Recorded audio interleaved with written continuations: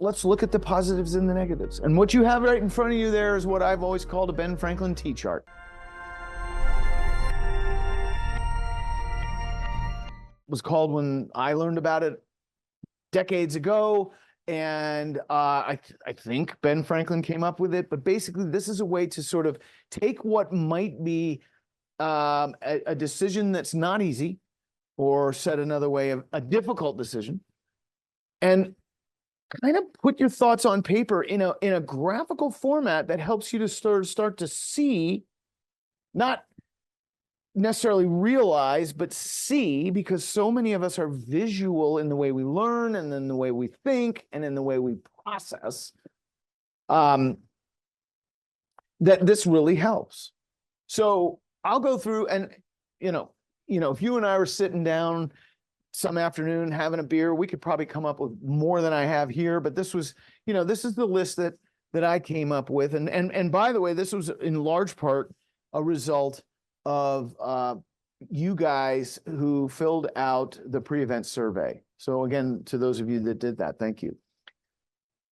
So some of the positives. Well, you'll have MLS access, the multiple listing service. Yeah, but I mean, you could get it without a license. It's a little wonky and you're sort of kind of on the edge of the rules, but you could always ask a realtor to make you their assistant and get you your own login. But that's a positive. And why would having MLS access be a positive? Well, you could keep an eye on it and you could learn what's coming on the market, but almost anything and everything that's in the MLS, you can ask for from a realtor who will share that with you. But I see this as a positive. Okay, so then there are commissions and referral fees. That's primarily why people do this. They want to earn commissions and referral fees. Referral fees are kind of interesting because let's say you get a license in the state of New York, and you decide you want to do deals in Ohio. And you discover that there is no reciprocal between Ohio and New York. So you can't just go pay a fee and then be granted an Ohio real estate license, which is what that reciprocity is. There are many states that reciprocate with other states. New York doesn't happen to be one of them. Last I looked, New York reciprocates with nobody, no how, because New York is a disaster, but that's a whole nother conversation. So you want to do deals in Ohio and you get to know a realtor there. What you want to make sure you let them know, because you're licensed in New York, is that you are in fact licensed in New York and you're looking forward to earning referral fees on the deals that you do. So now the realtor understands, okay, well, licensed in New York, we're going to do deals together, and I'm going to see to it that a referral fee is paid back, and it's generally 25% of the commission of what the agency that represents you earns. So that's a little complex, but suffice to say, it's about 25%. Okay? If you're earning a commission, here's where that gets interesting. Let's say you are buying a house that's listed on the MLS, and this whole NAR settlement that just came through, I'm going to talk about next, kind of plays into this. But the seller is paying the buyer's commission. You buy the house. You're the buyer's agent representing yourself. So you're entitled to the buyer's agent's commission. And now you could net that out. You could do all sorts of things that with that commission, including take it, as a collected and paid outside of closing. You could reduce your purchase price by the amount of the commission, which would be what I meant by netting it out. Good conversation for you and your accountant in terms of tax strategy. But you could earn commissions. You could be your own buyer's agent. You could also be your own listing agent. So when you have a house for sale, generally when we're wholesaling, unless we have done an installment sale and hold the title, we're not ever going to do a listing, because in order to do a listing, put it on the MLS as the seller, you need to hold title. Well, in most cases, when we're wholesaling, we don't hold title until the day of closing. And so until the day of closing A to B and B to C. So prior to that closing, where the property is sold to your buyer, there's no way to do a listing because you don't hold title. But on the occasion that you do hold title to the property, you could be your own listing agent, put it in the MLS. And now you put maybe a bigger than usual commission on for the buyer's agent. And all of a sudden buyer's agents are clamoring over your property because they'll make more selling yours than the other one up the street that's just like it. And you don't mind paying the buyer's agent a little bit more because you're not paying a listing agent, you're the listing agent.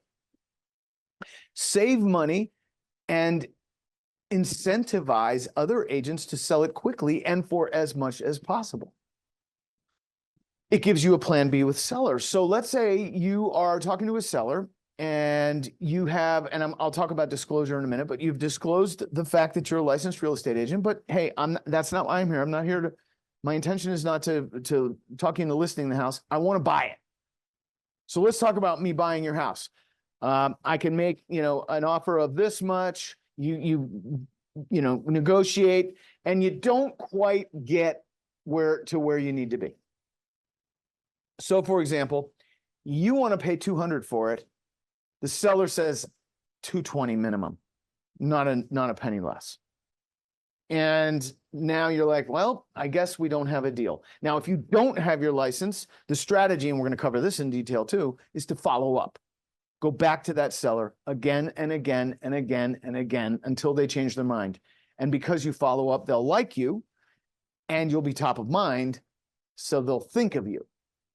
That's if you're not an agent. If you are an agent, well, you could do that. You could just say, okay, we'll leave it at that, and then follow up and let the seller know. You always leave the door open. You let the seller know, hey, I get it. If I were in your shoes, I might want to hold out for more as well. I understand. No hard feelings, but understand that I'm not going anywhere. So if you are unable to get the 220 that you hope to get, and honestly, as your friend, I hope you do. But if you aren't able to get the 220, I'm still here and my offer stands. And then you follow up. So the plan B, if you do have your license, is right in that same conversation. You could say to the seller something a little different. You could say, hey, I get it. If I were in your shoes, I might hold out for more too. So what do you say we do this? Let's go ahead and list your property for the amount we need to list so that you net out 220. And let's give it our best go. And if it sells, great. I'll make a little commission. You get your 220. We both win. And if it doesn't sell, well, then the market speaks and I'm still your buyer at 200. It's not which way you win or lose, it's which way you get this thing done. What do you think about that idea, Mr. and Ms. Seller? Let me tell you how powerful that is. A little national real estate agency called Keller Williams actually teaches a course on exactly that. They call it the hybrid agent. And it's for agents who see themselves as investors or want to be investors, and they recognize the power of this.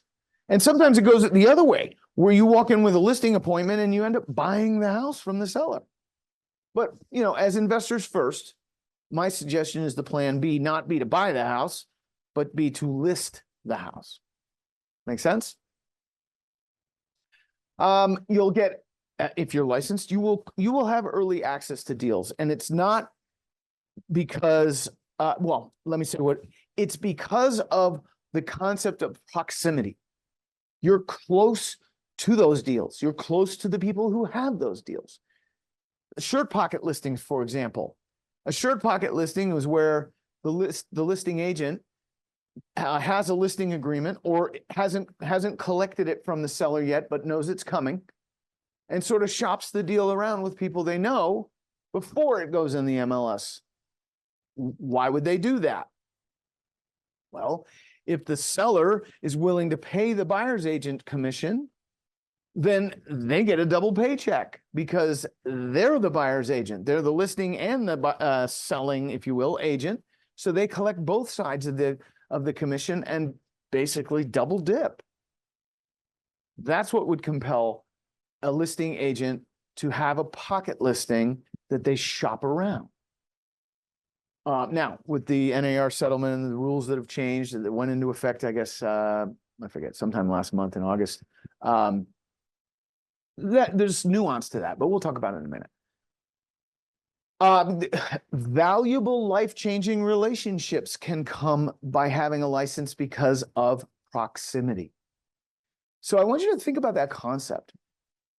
Jim Rohn said it another way. He said, you are the average of the 5 people you spend the most time with. Ever heard that? Ever thought about that?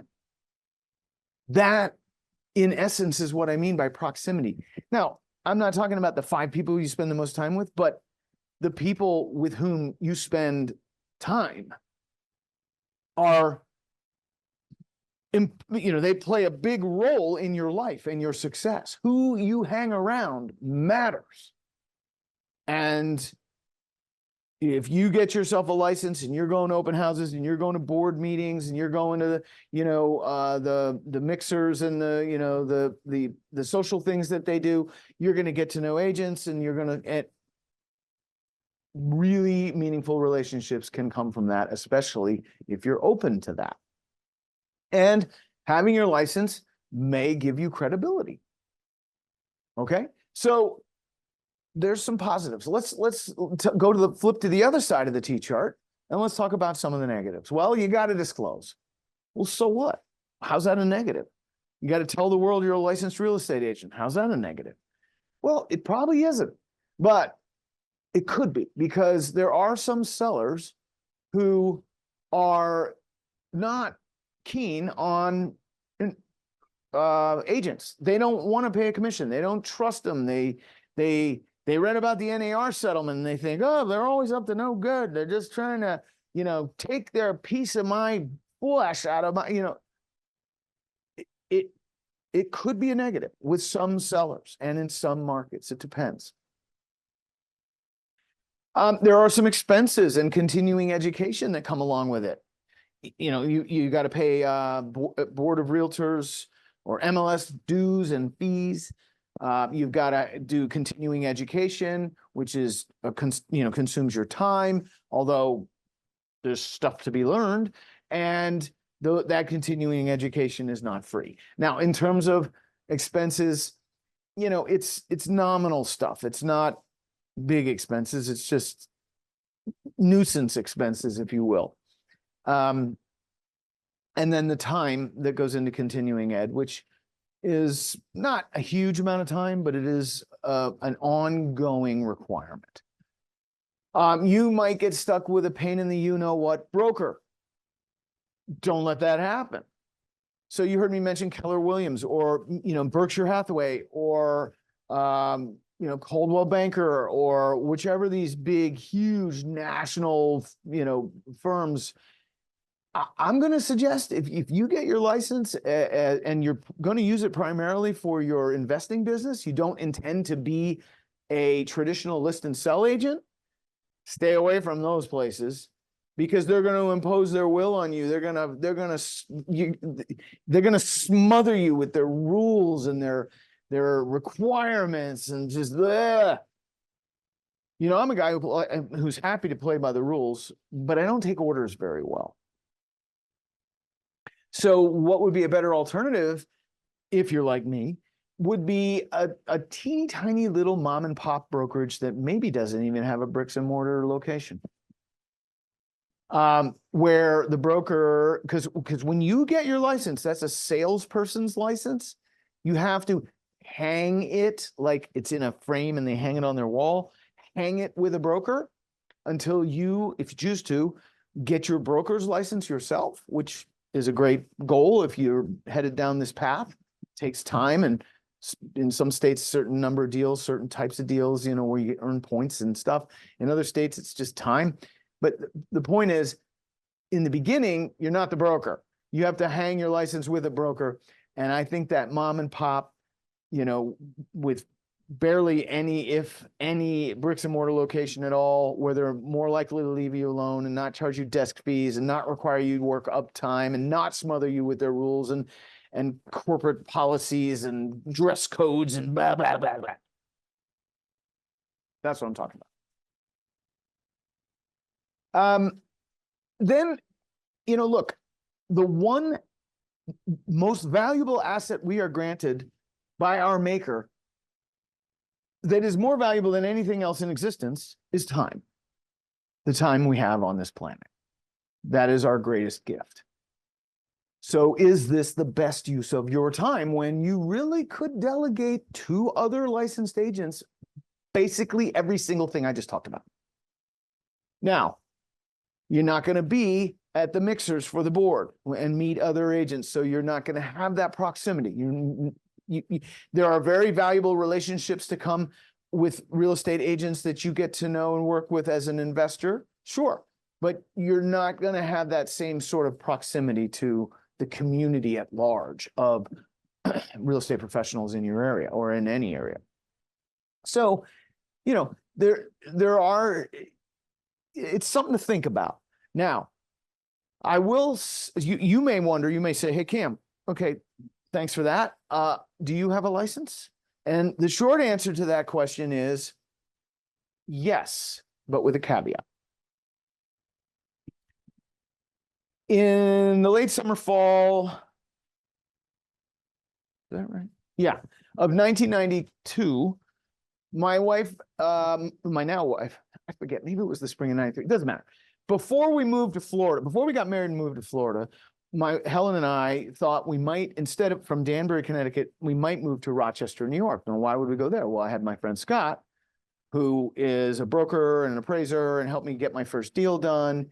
And so I had a little bit of a support system. I knew the market. I spent 4 years there in college in Rochester, earning and paying for a degree that I have absolutely nothing to do with anymore. But then we decided, no, let's move to Florida. Well, during that period where we were thinking, all right, let's go to Rochester, I went ahead and got my license in the state of New York because Danbury, Connecticut is right on the border of New York. And I just simply drove 15 minutes to Brewster, New York, where I took the class. It was a 40-hour class. And I took the test and passed the test. And then I hung my license with my friend Scott. And then subsequently we decided, nah, let's move to Florida. And so we did that. And my license has been basically inactive since then, since the early 90s. It was really never active. I got the license, hung it with Scott before we ever moved to Rochester or before I ever did any activity up there. And then we went to Florida. So it has literally been inactive since then until now.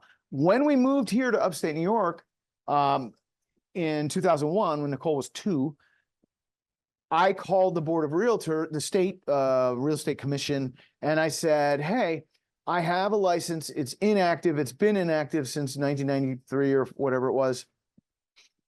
What do I have to do to reactivate it if I want to? And they said, oh, well, all you have to do is take the test. You don't have to sit through the class anymore. We'll send you the current book, and then you just take the test and pass, and you're good. And I said, okay. And if until then, or if I don't do that, am I obliged to disclose that I'm a licensed agent? And they said, no, as long as the license is inactive, you have no obligation to disclose. And I said, okay, hung up the phone, and I thought, maybe I'll do it, maybe I won't. And then it was today, 23 years later, and I don't have it. I didn't reactivate it. I don't feel the need to do it. However, if I were starting today, I might get it. But I would not let getting the license be the next thing I do before I start making offers. No. And I said this yesterday. If you use getting your license as a reason to delay launching or re-engaging or taking your business to the next level, then brace yourself I'm going to give you some tough love here. You're procrastinating. And what has procrastinating ever yielded, or how has it ever benefited anyone? So there, I said it. Here's what I would do if I were new. I would go and get in the business, start doing deals, and let the world kind of help me finish making the decision based on what I experience, where I'm doing the business, who I'm doing it with. I'll get myself out of the way. Take a screenshot or take a picture with your phone, whatever, of that page, so that when you come back to this thing, this thought process after you've gotten going or re-engaged or are building your business to the next level, and you say, you know, based on my experience and what I'm seeing, I think I should, or I think I shouldn't, or I think I should reconsider it, come back to this. And there's a little tool to help you make that decision then. That's what I would do. Now, you might say, but Cam, you got your license before you went to Florida, or before you moved. We certainly plan to move immediately following our wedding. How is that different than me getting it now? Well, the difference is I had already done my first deal, and I was up to my eyeballs working in corporate America until the day I decided to quit, or plan to, and then pulled the trigger on quitting, and really didn't have, and getting married and moving and all this stuff. I was like, you know what? We now decided we're going to Florida, and the minute I get there, I'm going to hit the ground running, because I will have no job and will have learned all I need to know to get going here. So this isn't me being hypocritical. I, in retrospect, wasted my time getting that license in New York. That was a waste of my time. Okay, so there you go. I hope you guys got a screenshot or a photo of that.